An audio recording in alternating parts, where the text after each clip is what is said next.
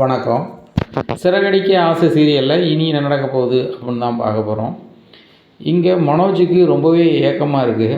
இந்த வீட்டில் நம்ம தான் நிறைய படிச்சிருக்கோம், பிஸ்னஸ் வேறு பண்ணுறோம். மற்றவங்கெல்லாம் வீட்டில் ரொம்ப கீழ்நிலையில் இருந்தாங்க. இப்போ என்னன்னா எல்லோரும் முன்னேறிட்டு போகிறாங்க. அந்த மீனாவுக்கு பெரிய அளவில் தொழில் வருது.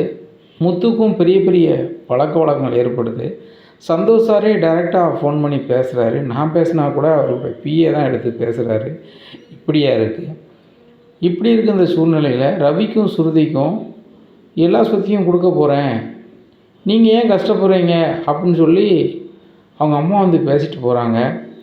இப்படி இருக்கும்போது நம்ம மட்டும் ரொம்ப சங்கடப்படுதோமே. ரோகிணியோட சொத்து என்றைக்கு தான் ரிலீஃப் ஆகும்? அவங்க சொந்தக்காரங்கள்கிட்ட நம்மளையும் பேச விட மாட்டேக்கா, அம்மாவையும் பேச விட மாட்டேக்கா. என்ன தான் பண்ணுவேன் அப்படின்னு சொல்லி கடையில் புலம்பிக்கிட்டு உட்காந்துட்ருக்காரு. அப்போ சந்தோஷ் வர்றாரு. ஓ மனோஜ், என்னையா பண்ணுறாரு? ஒத்தியில் பேசிகிட்டு இருக்காரு, எதுவும் பிராந்தாயிட்டா அப்படிங்கிறாங்க. போக போக அதுவே ஆயிரும்னு நினைக்கேன் அப்படிங்கிறாங்க. ஏன் அப்படி சொல்கிற? பிஸ்னஸ் இருக்குது, பெரிய பணக்கார வீட்டில் பொண்ணு கட்டியிருக்க, அதுபோக உன் தம்பி உன் குழந்தையம்மாரெலாம் பெரிய பெரிய லெவலில் ஆக போகிறாங்க. இப்போ நீனும் பெரிய ஆள் தானே அப்படிங்கிறாங்க. அவங்க ஆகி நான் என்ன செய்ய? பெரிய கோடீஸ்வரின்னு சொல்லி தான் ரோகிணியை கல்யாணம் முடித்தேன். ஆனால் ₹1 வரலை. இப்போ வரைக்கும் தெருக்கோயிலில் தான் நிற்கும் பிரதர். நீங்கள் தான் பிரதர் ஏதாவது ஹெல்ப் பண்ணி என்னை கொஞ்சம் தூக்கி விடணும் அப்படிங்கிறாங்க. நீ டேபிளில் இருக்கியா? அதை வேணால் கஷ்டப்பட்டு தூக்கி விட்றேன், மற்றபடி வேறு ஒன்றும் பண்ண முடியாது அப்படிங்கிறாங்க. என்ன பிரதர் ஜோக்கா? எனக்கு தேவை பணம் வேணும் அப்படிங்கிறாங்க. அண்ணாச்சி, உனக்கு ₹20,000 தந்துட்டு நான் 20,000 வாட்டி அவங்கள்ட்ட சுற்றிருப்பேன், சரியா? அது சரியே வராது.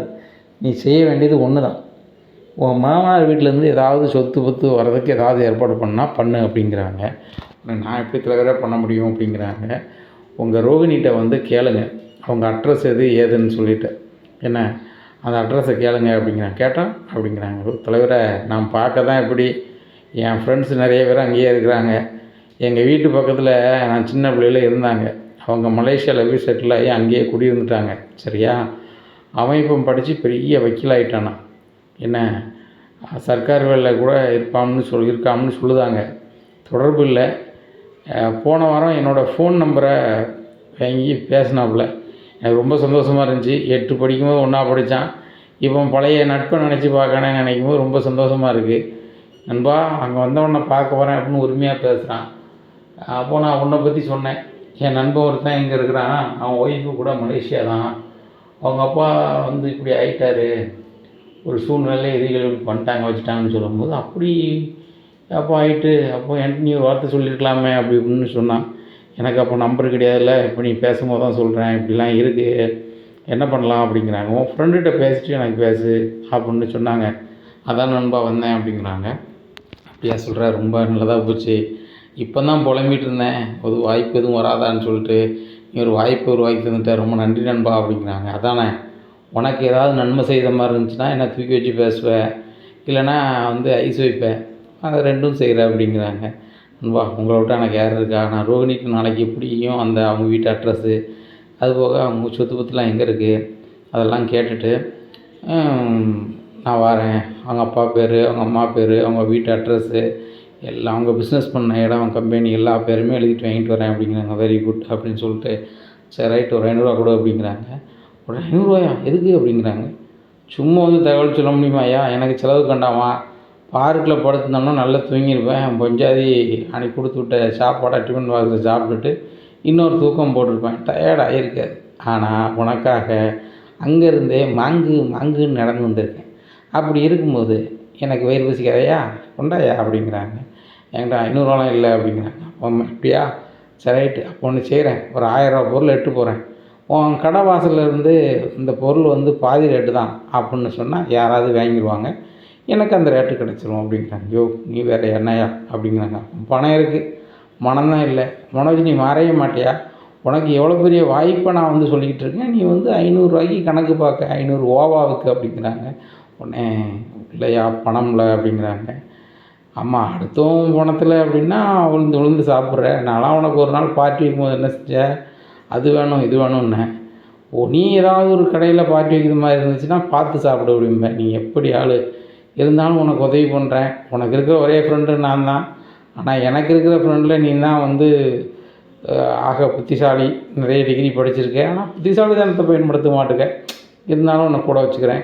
அப்போ செலவுக்கு வேணும்ல, நான் கிளம்புறேன் அப்படிங்கிறாங்க. சரி சரி கிளம்பு, நாளைக்கு நான் அட்ரஸ் வாங்கிட்டு வந்துடுறேன், வாங்கிட்டு வந்து உனக்கு கால் பண்ணுறேன் அப்படிங்கிறாங்க. சரி ரைட்டு, பார்க்கில் நான் வந்து எப்போ ரெஸ்ட் எடுப்பேன், ஃப்ரீயாக இருக்கணும் உனக்கு தெரியும்ல, அப்போ கால் பண்ணேன் அப்படின்னு சொல்லிட்டு கிளம்பி போயிடுறாரு. அங்கே சந்தோஷம் ஒரு ஹோட்டலில் போய் நல்லா சாப்பிட்டுட்டு வெளில வராரு. என்னண்ணே பெரிய ஹோட்டலில் சாப்பிட்டு வரீங்க அப்படிங்கிறாரு முத்து. என்ன முத்து நீனே சாப்பிட வந்திருக்க, அப்புறம் நீ பெரிய ஹோட்டலுங்க அப்படிங்கிறாங்க. இல்லைண்ணே நானும் இவ்வளோ பெரிய ஹோட்டலில் சாப்பிட மாட்டோம்ண்ணே, சாதாரண டிஃபன் சாப்பிட்டாலும் 500 வந்துடுவோம் அப்படிங்கிறாங்க. நான் கூட இப்போ டிஃபன் தான் சாப்பிட்டேன், கரெக்டாக 500 வந்துச்சு, எப்படி சொல்கிறேன் அப்படிங்கிறாங்க. இல்லைண்ணே கஸ்டமர் சொல்லுவாங்கள்ல அப்படிங்கிறாங்க. இது ஒரு வகையில் கிடச்ச பணம் அப்படிங்கிறாங்க. அப்படியாண்ணே, சூப்பர்ண்ணே அப்படின்னு சொல்லிட்டு முத்து பார்ட்டிக்காரன் வந்து எனக்கு கிளம்பி போகிறாரு. இப்படியா இருக்குது. மனோஜும் கடையை அடைச்சிட்டு நைட்டு வீட்டுக்கு வந்துடுறாரு. வந்ததும் வராதும் ரோகிணி அப்படிங்கிறாங்க. என்ன மனோஜ் என்னாச்சு? முதல்ல ரெஸ்ட் ரூம் போய் முகத்தை கை காலெலாம் கழுவிட்டு வாங்க அப்படிங்கிறாங்க. அதெல்லாம் இருக்கட்டும், நான் ஒன்று கேட்கணும் அப்படிங்கிறாங்க. சரி உனக்கு சொத்து பத்துலாம் வந்து எந்த இடத்துல சொல்லு, லிஸ்ட்டு மட்டும் சொல்லு அப்படின்னு சொல்லி பேப்பர் வச்சுட்டு கேட்குறாங்க. ஏன் மனோஜ் என்னாச்சு உங்களுக்கு அப்படிங்கிறாங்க. நீ கேட்டது சொல்லு ரோகிணி அப்படிங்கிறாங்க. உடனே ஏன் மனோஜ் இப்படி பண்ணுறீங்க அப்படிங்கிறாங்க. நான் என்ன பண்ணிட்டேன், உன் சொத்தை வந்து நான் வந்து ரிலீஃப் பண்ண போகிறேன், நீ எதுக்கு கஷ்டப்படணும்? இப்படி பார்லருக்கு தினம் எழுந்திரிச்சி போயிட்டு இவ்வளோ அசதியாக வரணுமா, முகமே டல்லாக இருக்குது, நானும் எதுக்கு இப்படி கடந்து ஃபர்னிச்சர் கடையில் கஷ்டப்படணும், தேவையே இல்லை. உனக்கு தான் சொத்து பத்து கோடி கணக்கில் இருக்குது, அந்த கோடியை நம்ம கைக்கு கொண்டு வந்துடலாம், அதுக்கு ஒரு வழி இருக்குது அப்படிங்கிறாங்க. என்ன வழி இருக்குது அப்படிங்கிறாங்க. நம்ம மொட்டை சந்தோஷம் இருக்கார்ல அப்படிங்கிறாங்க. ஏன் அவர் போய் அங்கே போய் சொத்தை கொண்டு வர போகிறாங்க அப்படிங்கிறாங்க. காமெடிலாம் இல்லை ரோகிணி, காமெடி இல்லை, அவனுக்கு தெரிஞ்ச ஃப்ரெண்டு ஒருத்தன் அங்கேயே இருக்கான், அதுவும் மலேசியாலே செட்டில் ஆகியிருக்கான் அப்படிங்கிறாங்க. சரி அதுக்கு நம்மளுக்கு என்ன சம்மந்தம் அப்படிங்கிறாங்க. இப்போ என்ன சம்மந்தமா? அவன் ஃப்ரெண்டு வக்கீல், அவன் ஃப்ரெண்டு அந்த கேஸெல்லாம் முடிச்சு விட்டு சொத்து பத்துலாம் வாங்கி தரேன்னு சொல்லிட்டாரு. அது போக சர்க்காரில் வேலை பார்க்குறான், அவர் இவ்வளோ பெரிய ஆளாக இருப்பார், கண்டிப்பாக நம்ம வந்து நம்ம சொத்தை மீட்டுடலாம், அதுபோக நம்மளுக்கு பணம் காசுலாம் வந்துடுவோம் அப்படிங்கிறாங்க. மனோஜ் இதெல்லாம் தேவையில்லாத வேலை, அடுத்தவங்களை நம்பி நம்ம கொடுத்தோன்னா அப்படி தான் அப்படிங்கிற சமாளிக்கிறாங்க. இங்கே பாரு ரோகிணி, ரொம்ப நம்பிக்கையான ஆள், அவன் மொட்டை சந்தோஷங்க தான் இருக்கான், மொட்டை சந்தோஷம் சாதாரணமாக நினைக்காத, அவனுக்கும் நிறைய சொத்து பத்து இருக்குது, அவன் பொண்டாட்டி பெரிய வேலை பார்க்கான், ஆனால் வந்து இவன் வந்து வேலை பார்க்குற மாதிரி பில்டப் பண்ணிக்கிட்டு இருக்கான், ஆனால் இவனுமே வட்டிக்கு நல்லா விட்டுருக்கான், அவன் ஃப்ரெண்டு பிறகு எப்படி இருப்பான், அவனோட பெரிய ஆளாக தானே இருப்பான், ஒன்றும் பிரச்சனை இல்லை, அவன் சொத்து பத்தில் எங்கெல்லாம் இருக்குன்னு சொல்லி நான் எழுதுறேன் அப்படிங்கிறாங்க. உடனே முதல்ல அப்பா அம்மா பேரை கேட்காம இதை கேட்க நினைக்கியா, சரி உங்கள் அப்பா பேரை சொல்லு, உங்கள் அம்மா பேரை சொல்லு, உங்கள் தாத்தா பேரையும் சொல்லிடு, உங்கள் பாட்டி பேரையும் சொல்லிடு, எந்த இடம்னு சொல்லிட்டுன்னு வச்சுக்கோ, அதையும் எழுதிட்டு அதுக்கப்புறம் சொத்து பத்திரம் எங்கெல்லாம் இருக்குது, உங்கள் பீரோவில் இருக்கா, இல்லை பேங்கில் இருக்கா, இல்லை கோர்ட்டில் இருக்கா, எங்கே இருக்கோ அதை நம்ம வந்து கேட்டுக்கிட்டு சம்மன் இது பண்ணிக்கிடுவோம் அப்படிங்கிறாங்க. உடனே சொல்லு ரோகிணி அப்படிங்கிறாங்க. எதுவுமே சொல்லாமல் ரோகிணி ஏமா சொல்லி பண்ணுறீங்க அப்படின்னு சொல்லிக்கிட்டே இருக்காங்க. ரோகிணி உங்கள் அப்பா பேரை தானே கேட்குறேன், உங்கள் அம்மா பேரை தானே கேட்குறேன், வேறு ஏதாவது கேட்குறேன்னா இப்படிங்கிறாங்க. உடனே ரோகிணி ரொம்பவே முழிச்சிட்டு இருக்காங்க. சொல்லுங்கள் அப்படிங்கிறாங்க. உடனே இருங்க மனோஜ் அப்படின்னு சொல்லிட்டு நேராக பாத்ரூமில் போய் என்ன செய்யன்னு தெரியலையே, எப்படி இது பண்ணுறேன்னு ஒன்றும் புரியலையே, என்ன பண்ணலாம், மனோஜ் வேறு அப்படி கேட்டுட்ருக்கானே அப்படின்னு சொல்லிட்டு நேராக போகிறாங்க. மனோஜ் நீங்கள் இப்படி கேட்பீங்கன்னு எனக்கு தெரியும் அப்படிங்கிறாங்க. அதனால் எங்கெங்கே இடம் இருக்குதுன்னு சொல்லிட்டு யோசனை பண்ணி வந்தியா, சொல்லு ரோகிணி நான் எழுதுறேன் அப்படிங்கிறாங்க. இல்லை மனோஜ், இப்போ தான் அங்கே எனக்கு தெரிஞ்ச ஃப்ரெண்டு ஒருத்தி இருக்கா, அவகிட்ட நான் நேரத்தே சொல்லிட்டேன், இப்போ வந்து கேட்கும்போது எனக்கு சிரிப்பு தான் வருது அப்படிங்கிறாங்க. ரோகிணி என்ன இவ்வளோ நேரம் அதை சொல்லவே இல்லை, பாத்ரூம் போயிட்டு வந்து இப்போ சொல்கிறேன் அப்படிங்கிறாங்க. ஏன் இப்போ சொன்னால் ஏற்றுக்க மாட்டேங்களா மனோஜ் அப்படிங்கிறாங்க. இல்லை ரோகிணி, சீக்கிரம் நம்ம சொத்து வந்துச்சுன்னா நல்லது தானே, நம்மளுக்கும் வசதி வாய்ப்பு வந்துடும். பாரு இந்த மீனா, முத்து, இந்த ரோகிணி, சுருதி, மனோஜ்லாம், சுருதி, ரவிலாம் ஒரு நேரம் மாதிரி போகிறாங்க, நம்மளுக்கு கஷ்டமாக இருக்குல்ல, அவங்க நம்மளோட முன்னேறி போயிடுவாங்களோன்னு எனக்கு பயமாக வேறு இருக்குது. அதுபோக இந்த வீட்டில் நான் தான் அவங்களோட பெரிய ஆளாக இருக்கணும், எனக்கு கீழே தான் அவங்க இருக்கணும் அப்படிங்கிறாங்க. மனோஜ் அதுக்கப்புறம் நாங்கள் உழைக்கணும் நம்ம அப்படிங்கிறாங்க. ரோகிணி உழைச்சி 10 ரூபா காசுலாம் சேர்க்குறது ரொம்ப கஷ்டம், ஈஸியாக நம்ம பணக்காரனாக ஆகணும்னா அவங்க அப்பா சொத்து நம்ம விற்றா ஈஸியாக பணக்காரனாக ஆகிடலாம், அதான் ஈஸி மெத்தட் தான் நமக்கு சரி, படிக்காமல் அப்படி தான் ஃபீல் பண்ணுவோம் அப்படிங்கிறாங்க.